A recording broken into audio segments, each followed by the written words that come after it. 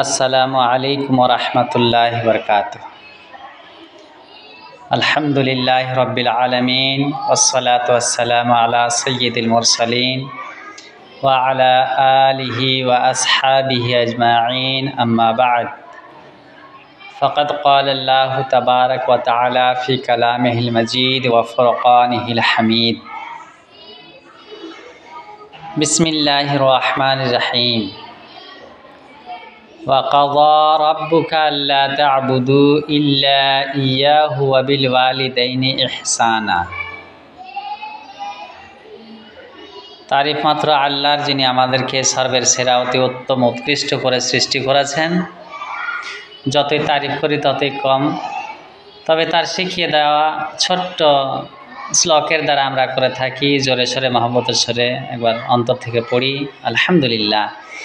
তারপরে তার প্রেরিত দূত আকায়ে নামদার তাজদারে মাদানী আহমদে মুস্তাফা মুহাম্মদে মুস্তাফা ফরম সাল্লাল্লাহু আলাইহি সাল্লামের প্রতি হাজারো হাজার দরুদ ও সালাম নাজিল হোক। আল্লাহুম্মা সাল্লি আলাইহি আল্লাহুম্মা বারিক আলাইহি।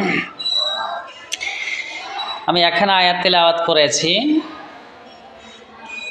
তেলাওয়াতকৃত আয়াতখানার জ্ঞান গর্ভে যতটুকুন জুটবে ব্যাখ্যা বিশ্লেষণ বয়ান করার চেষ্টা করব ইনশাআল্লাহ।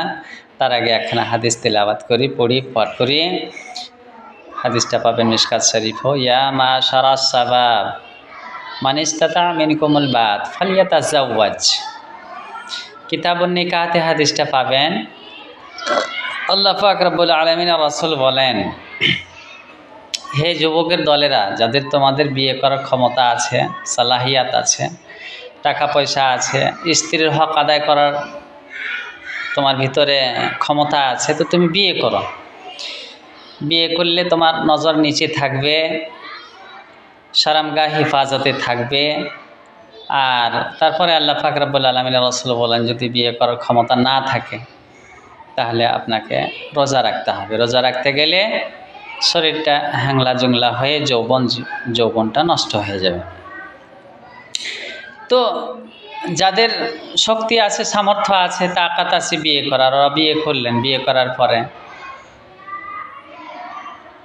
স্বামী স্ত্রী থাকতে লাগলেন। কিছুদিন হয়, দিন যায়, রাত যায়, কাটতে কাটতে বাবা মা যখন বয়সে উপনীত হয়ে যায়, পিতা মাতাকে নিয়ে খুব ছিনিমিনি শুরু করে দেয়। স্ত্রীর এমনভাবে কথা আপনার কানে, মনে, মস্তিষ্কে ভরে দেয় যে পিতা মাতাকে ছাড়তে বাধ্য করে দেন, জুদা হতে বাধ্য করে দেয়, বাড়ি দূরে করতে বাধ্য করে দেয়। তো এই জিনিসগুলো আমাদের ভিতরে খুব অহরহভাবে আছে। তো এই জিনিসটা আমি একটু খোলাসা বলতে চাই, এই যে যেই সব মায়েরা, যেই সব ভাবিরা, যেই সব বউয়েরা নিজের স্বামীকে এরকম উস্কানি দিয়ে অন্যথায় ভিন্ন হয়ে যায় বা জায়গা চেঞ্জ করে অন্য জায়গায় বাড়ি করে, এরা ঠিক নয়। কারণ আমরা আখেরাতের জন্য দুনিয়াতে, এটা মার্কেটের জায়গাতে এসেছি। দুনিয়াতে যদি আমরা আখেরাতের পুঁজিপাতি জড়ো না করতে পারি, তাহলে আখেরাতে আমাদের কিন্তু ভবিষ্যৎ খারাপ হয়ে যাবে। যেহেতু আল্লাহ পাক রব্বুল আলামিন বলেছেন, ওয়াকাযা রাব্বুকা আল্লা তা'বুদু, আমি তোমাদের রব ফয়সালা করে দিয়েছি যে তোমরা আল্লাহ তা'বুদু, কাউরি ইবাদত বন্দেগী করিয়া না। যদি করতেই হয় কাউরি ইবাদত, তাহলে ইয়াহু, আল্লাহ পাক রব্বুল আলামিন বলছেন নিজে, আমি আল্লাহরই ইবাদত করো, অন্য কারি ইবাদত করিও না।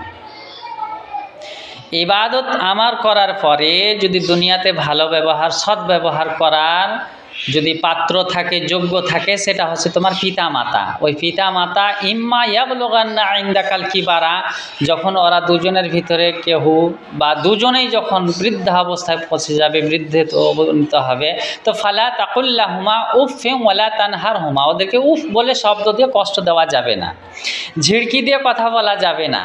ওদের সামনে সুন্দর কথা, নরম কণ্ঠে, খুব নমনীয়ভাবে কথা বলতে হবে। এই প্রত্যাদেশ আল্লাহ পাক রব্বুল আলামিন দিলেন।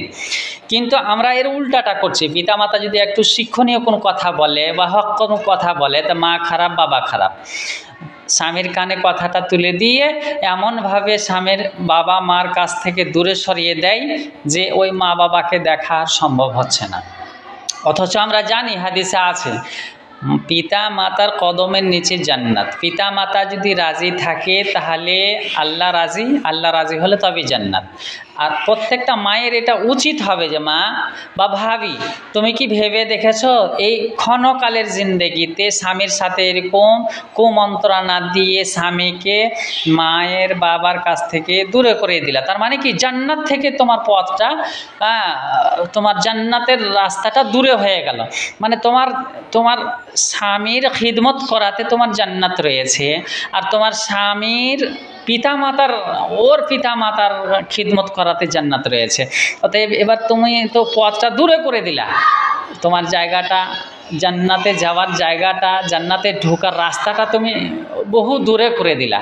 এটা ঠিক নয়। আসলে আমরা যদি জান্নাতমুখী হতে চাই তো, বা স্বর্গ যদি বাসী হতে চাই, তাহলে আমাদেরকে ভালো বউ নাম ধারণ করতে হবে।